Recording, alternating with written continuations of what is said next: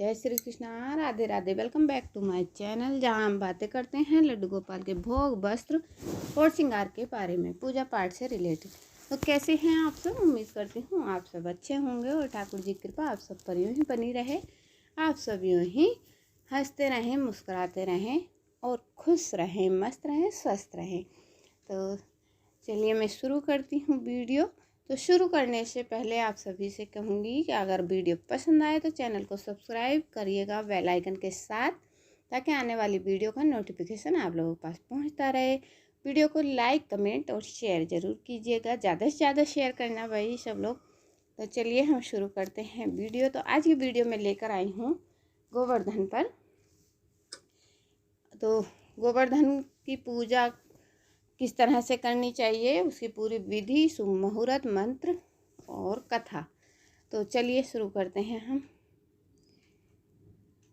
तो देखिए, दिवाली के अगले दिन गोवर्धन पूजा की जाती है, यानी कि आज गोवर्धन पूजा या अन्नकूट का पर्व हर साल कार्तिक मास के शुक्ल पक्ष की प्रतिपदा तिथि को मनाया जाता है। इस पर्व की खास रौनक मथुरा, वृंदावन, गोकुल, बरसाना और नंदगांव में देखने को मिलती है।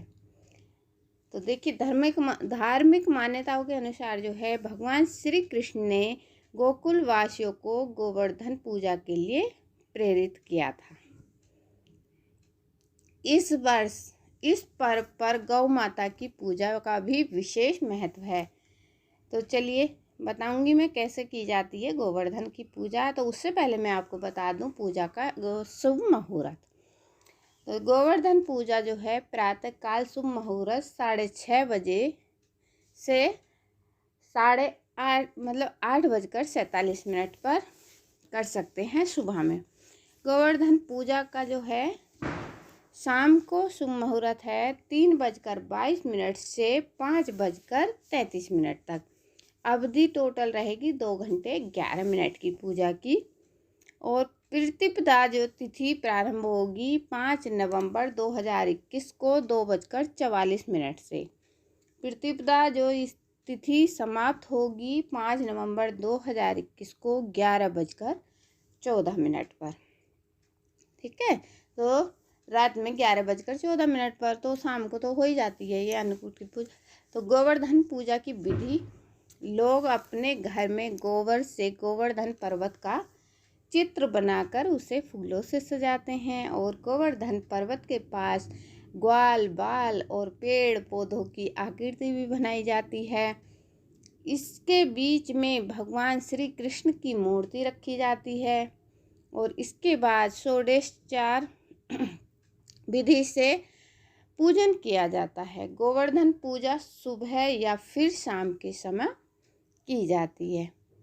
पूजन के समय गोवर्धन पर धूप, दीप, जल, फल, नैवेद्य आदि चढ़ाए जाते हैं। तरह तरह के पकवानों का भोग भी लगाया जाता है। इसके बाद गोवर्धन पूजा की व्रत कथा भी सुनी जाती है और प्रसाद सभी में वितरित करना होता है। इस दिन आप गाय, बैल और खेती के काम में आने वाले पशुओं की पूजा होती है। पूजा के बाद गोवर्धन जी की 7 परिक्रमाएं लगाते हुए उनकी जय बोली जाती है।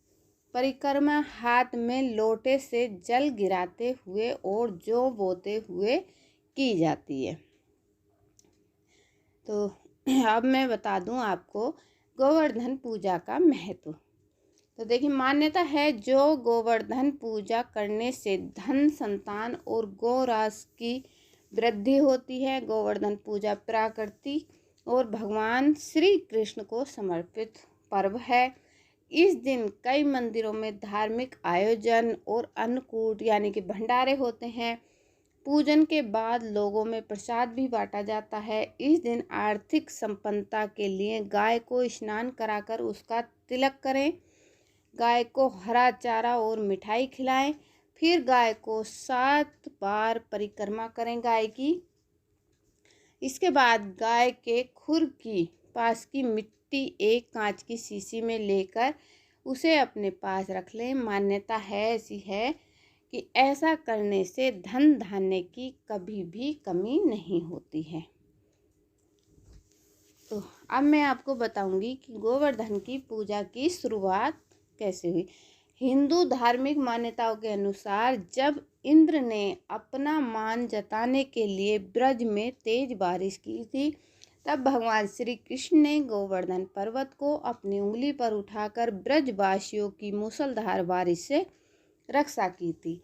जब इंद्रदेव को इस बात का ज्ञात हुआ कि भगवान श्री कृष्ण भगवान विष्णु के अवतार हैं, तो उनका अहंकार टूट गया। इंद्र ने भगवान श्री कृष्ण से क्षमा मांगी।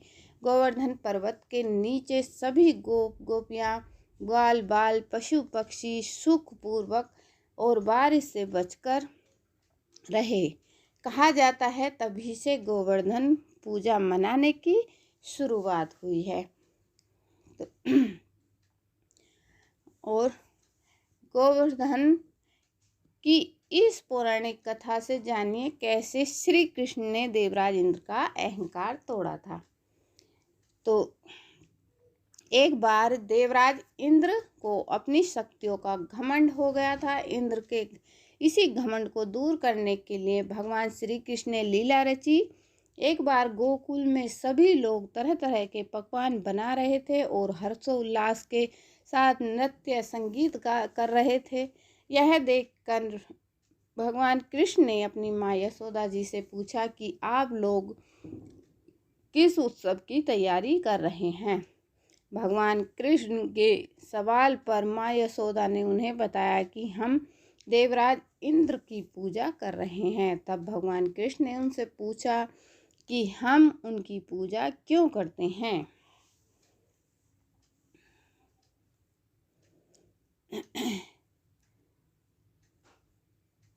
कि हम उनकी पूजा क्यों करते हैं।